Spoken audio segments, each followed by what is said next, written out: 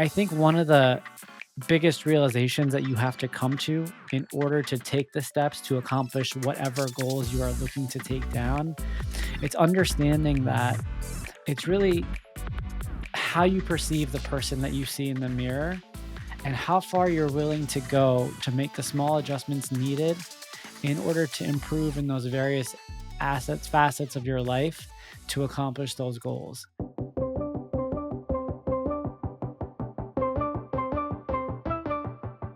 Thank you for tuning in to the Mile 40 podcast. I am Bishoy, the author of Break Barriers and Audacious, both of which are sold on Amazon. And I invite you to join me as I engage with guests to discuss those bounce back moments that we encounter on our personal journey. Mile 40 is a forum to learn about how athletes, professionals, and leaders of all backgrounds stare down moments in life where the only option is to rise up. The Mile 40 podcast strives to remind listeners that the comeback is always greater than the setback. Welcome back to another episode of the Mile 40 podcast. If you could hear the tremor in my voice, the nerves here, really shouldn't be at this point, right? Over 120 episodes have been released, a couple solo episodes. It's because this episode in particular is a little bit special for me, and I'm looking forward to sharing with you all today. Before we dive in, let me give you the regular rundown. If you haven't already, please be sure to hit subscribe if you're listening on Spotify, Apple Podcasts, YouTube. If you haven't, check out the show notes, pick up a copy of Break Barriers or Audacious. I'll sign it, send it to myself. And also, do me a solid, drop a review either on Spotify or Apple Podcasts. It really helps the show grow and really gain traction as we continue to build here on this platform. Today, I want to take you on a journey that's been years in the making, a journey that's taught me about resilience, the power of rewriting your own narratives, which is something that has meant a lot to me over the course of my lifetime. And it truly means and truly defines what Break Barriers is all about. This past week, I crossed the finish line at the Tokyo Marathon, completing my 6th Abbott World Major Marathon. And as a result of that, I've joined a pretty exclusive club of fewer than 20,000 people all over the world who have achieved this milestone. And when you put it in context, there are, I believe, over 12 million marathon finishers each year. So when you think about 20,000 over 12 million each year, and the amount of years that Abbott's been around with the 6-star medal, it's definitely something that I'm proud of. But more than the medal and the accomplishment itself, I really want to talk about what the journey represents, not just for me, but really for anyone who's been told that their dreams were out of reach. When I think about what this platform is all about and what I really had in mind and what my mission is when it comes to continuing to show up, whether it be through the podcast or through the books or any other medium, it's because I really care to be a voice for the people who feel voiceless, or the people who hesitate to speak for themselves, or the people who hesitate to take the steps toward accomplishing the goals that perhaps they were told and projected upon that were out of reach, or that they shouldn't even put themselves in the situation where they even think about accomplishing grand feats. Because quite frankly, for the longest time, that was me. And if you've been following along, if you've been part of this platform, if you've read the books, if you've been listening to the stories of this podcast, the reason I relate to so many of these narratives is the fact that for the majority of my life, I never thought I could accomplish half the things that I've accomplished in the last 5 years. And I want to echo the fact that I don't look at these accomplishments as medals. I don't look at them as items that are going to necessarily go on my tombstone. But I do look at them as constant reminders that we're all capable of more than perhaps we think of. And when I think about running all 6 world major marathons, it really wasn't something that I set out to do from day one. Like many of you, my journey started with a simple decision just to challenge myself, to see how far I could push past my own limitations. I talked about in Break Barriers, signing up for my first half marathon and the challenge that I had going from mile 10 to mile 13. And shout out to Diane if you're listening. I had for those 3 miles continued to let out the phrase, I can, I am, I will. And it was a phrase that carried me through the last 3 miles of that first half marathon back in 2015, which was now a decade ago. And if you had told me during those last 3 miles that we'd be here today, talking about completing all 6 world majors, I would have told you were absolutely insane. I didn't grow up thinking I'd be a marathoner, let alone be a part of this exclusive 6 star club. The odds definitely were not in my favor, but one of the things that I want you to reflect on is that isn't that essentially how so many great stories start, with people who dared to believe in something greater despite what the world told them?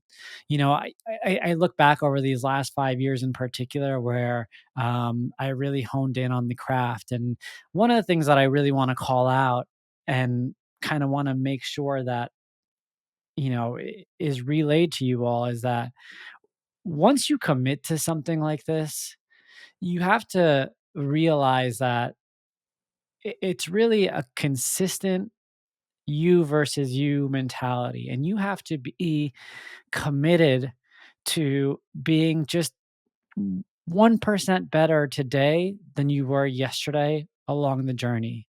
And the truth of the matter of fact is that a lot of people are not going to be there for you on that ride. And it's nothing against any group of individuals in particular. It's the fact that leveling up is such a personal process. And I think one of the biggest realizations that you have to come to in order to take the steps to accomplish whatever goals you are looking to take down, it's understanding that it's really how you perceive the person that you see in the mirror and how far you're willing to go to make the small adjustments needed in order to improve in those various facets of your life to accomplish those goals. Every step of this journey has been about defying limits, whether they be physical, mental, or even societal. And I say that because it can feel very lonely at times, but that's okay. And again, if you've been listening to the various episodes of this podcast, you'll hear that consistent theme with a lot of the people who've accomplished great things is a lot of times they were misunderstood along the way. But if you're okay with that, if you can build the confidence to, um, be alone on the journey, you'll be surprised with what the outcome can be. And how do you build that confidence, you might ask? That confidence comes from small wins along the way, right? Like I didn't wake up 10 years ago thinking I was going to do this. In fact, when I ran my very first marathon, I thought it was going to be my last marathon. And it was a year later that I got a little bit of an itch saying, all right, let me sign up for another race. Um, and over time, that compounded to training myself to um, consistently seek out discomfort. Because one of the lessons that I've learned from those races earlier on was the fact that not only am I capable of overcoming that comfort barrier, but there's a realization once you get past that hurdle, and that hurdle could be anything relative to whatever goal it is that you're chasing down. Um, you build small bits of confidence. And again, I joke around with people that I didn't even feel comfortable calling myself a runner until I finished my fifth or sixth marathon, which was in Boston. And at that point, it was my, I want to say, second or third world major. And the idea of finishing all 6 still was not really something that crossed my mind because I had just gotten comfortable, again, identifying as somebody who belonged in the sport. There were moments of doubt, moments of exhaustion, but through it all, I kept one thing in mind. Growth happens at the edge of discomfort. The phrase goes, life begins at the end of your comfort zone. And if we stay well within the walls built by past experiences or the opinions of others, we're never going to know what we're truly capable of. And that's so critical to take down from this episode, right? people are going to project their limitations on you. And again, I don't necessarily think it's always, ill will, but I think it's a projection, right? And if you abide by those projections, you're never going to be able to unleash your potential. And it's in those moments of uncertainty that we discover our greatest strengths. So when I think about what this journey reminds me of, it all goes back to a lot of the messaging that I've shared over the last couple of years. When I think about break barriers and when I think about audacious, I talk about how setbacks, perceived weaknesses can actually be the very thing that fuels us forward. Tokyo wasn't just another marathon for me. It was a full circle moment, a testament to how challenges can become stepping stones instead of roadblocks. It's about recognizing that every obstacle holds a lesson and every setback is an opportunity to grow stronger. It's so important to reframe, right? I think you'll notice in interactions that the person who can look at a setback or a crisis as an opportunity is going to project an energy that's way more abundant, that's way more attractive, and ultimately that's going to yield results. It's not easy to do. However, if you can embrace this mindset, I guarantee you that your life will begin to change. In Audacious, I explored the importance of owning your story, right? Too often we let others define us. This is a theme that has come up a few times already. We allow their words, their doubts, and their expectations to shape our reality. But true transformation happens when we take control of our own narrative. For me, completing the six-star journey wasn't just about running, it was about proving to myself and to others that the only limits that exist are the ones that we refuse to challenge. It's about embracing our uniqueness and daring to be the author of our own destiny. The race itself, just to give you guys a little bit of an idea, it was an incredible experience. The crowd, the energy, the history, it all played a role in making it unforgettable. But it wasn't without its challenges. That day, the forecast was pretty warm. It was anticipated to reach almost 70 degrees, which is pretty hot for a marathon. And for me, it made the final stretch pretty grueling. In fact, I was on pace for a PR for about the first 20 miles of the race. I was running really, really solid. Um, the race started at 9:10. I probably got through the start line maybe around 9:15, 9:20, and I finished in 3 hours and 30 minutes, which means that I finished right around, when it was probably the sunniest part of the day, and the sun was shining bright during those last 6 miles. And it definitely took a toll on me where my pace definitely slowed down a little bit. That being said, I'm definitely very satisfied with the result. It was my second fastest race to date. So I can't be disappointed in that. But like every other, athlete out there, every other competitor out there, I was pushing and I gave it my all, throughout the race. And the weather really just pushed me to dig deeper than I ever have before. And the cool thing was that when you look at how I handled that kind of adversity on a course today versus how I handled it 8 years ago, 8 years ago, the voices to slow down, to quit, to walk were a lot louder than they were today. You know, a week ago, I understood the assignment. I understood what I had to do out there to navigate some of the more difficult circumstances, and that's the thing about marathon running. It ultimately forces you to face yourself. Every race is an opportunity to learn something new, to tap into a new level of resilience that you didn't know existed. And beyond the personal achievement, it was different because both of my daughters were there to witness it. Seeing my family at the finish line, especially Elena and Emma, was one of the most emotional moments of my life. As a father completing this mission, it wasn't just about proving something to myself. I think I'm past that at this point. It was about showing them firsthand in real life what commitment, resilience, and chasing big dreams looks like. When Elena said to me, "Daddy, I want to run a marathon," pretty sure she doesn't know what that means, but I knew that this journey had become bigger than me. It had become a lesson in what's possible, and we dare to believe in ourselves. And you know, as a father, I can't ask for anything more. And quite frankly, I don't care if she ever decides to actually run a marathon, but I just want her to know that whatever in life she wants to chase down, A, mommy and daddy have her back. But B, it's all from within, right? It's the fact that she's capable, she's strong, and she has the wherewithal to make it happen for herself. Hey all, it's me, Bishoy. As a marathon runner and endurance athlete, I've come to understand the importance of properly fueling your body for preparation and recovery. Every day, you get a shot at success. How you start your day typically paints a picture of what the rest of the day will look like. Start your day with a super convenient, healthy, and delicious nutritional win. Meal 1 by Creatures of Habit. Overnight oatmeal packed with 30 grams of plant-based protein, chia, flax, and pumpkin seeds. Vitamin D3, omega-3s, a probiotic, and digestive enzymes made in under 1 minute.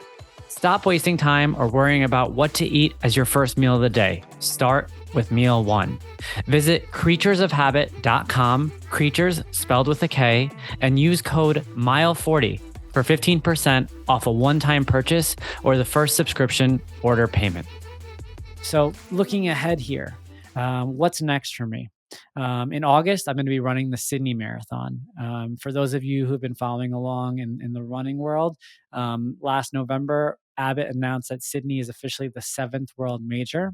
And the cool thing about running Sydney is that if and when I complete the Sydney Marathon, I will be the only Egyptian runner to complete all 7 world major marathons.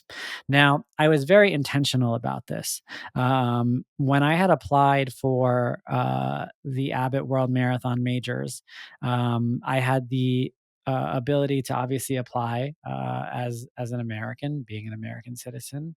But I had noticed that only few people, in fact, to date, including myself, there are only 4 Egyptians who have completed the Abbott World Marathon Majors, 2 women, 1 other man. And so, I kind of thought about it, and I thought about what it would mean since I was born in Egypt to apply as an Egyptian national. And for me, it's because I wanted to break down the narrative, and the narrative um, with a lot of people who come um, from immigrant communities is that there are only certain paths that you can take, right? And a lot of times those paths apply to careers. And the reason I wanted to apply for the World Marathon Majors as an Egyptian is because of the fact that I wanted to show other immigrant children that they too can set their sights high, and they didn't have to limit themselves with regards to the way they wanted to write their stories, whether it be as athletes or as individuals. And it's my hope that someone out there sees this, hears this, and realizes that they too can write their own narrative. And so that was my thought process there. And it would be really cool to run Sydney and become, the only Egyptian, at least this year, if I were to complete it. It's history in the making once again, but beyond the personal achievement, it's about showing what's possible. It's about proving that no matter where you start, no matter the obstacles in the way, you have the power to defy expectations. Like I've said several times, it's not just about running, it's about mindset. It's how we approach challenges in every aspect of life. Maybe for you, the marathon is a new career, a personal transformation, or an ambition that seems possible. The truth is, every great achievement starts with a single step and a belief that you are capable for more. It's about recognizing that every challenge is an opportunity to grow, to learn, and to push beyond what you thought was possible. So, as you go about your own journey, whether in running, business, or a personal pursuit, I challenge you to ask yourself, what limits have I accepted that I need to challenge? What barriers have I allowed to define me? Because I promise you, on the other side of those walls is something greater than you ever imagined. Thank you for being part of this journey with me, for your support, your belief, your willingness to chase your goals down, and the fact that You, the listeners, the people who are part of this community are the ones who inspire me. And if it wasn't for you, you know, I would not be out there. I can probably say confidently that without your support, without your voices, um, without your feedback, um, I could probably take a step back. But because I've seen the impact and I've heard it from you directly, um, it emboldens me to carry forward with this mission. It empowers me to believe that again, the outcome is greater than the medals. It's greater than the accolades. The outcome, like I had alluded to earlier, is that child who sees this and decides I can do that too. And for me, that's what this all comes down to. That's what this is all about. And from the bottom of my heart, I just want to say thank you, not just for tuning in, but for continuing to pay it forward, to spread the message, not just through your words, but through your actions. Thank you for tuning in to this episode of Mile 40. I hope you enjoyed it, and I can't wait to catch you on the other side. Thank you for listening today. If you enjoyed this episode of the Mile 40 podcast, go ahead, subscribe, leave a review, and share the word. Thank you for being a part of the Mile 40 family. And let's unite in showing the world that comebacks are always greater than setbacks.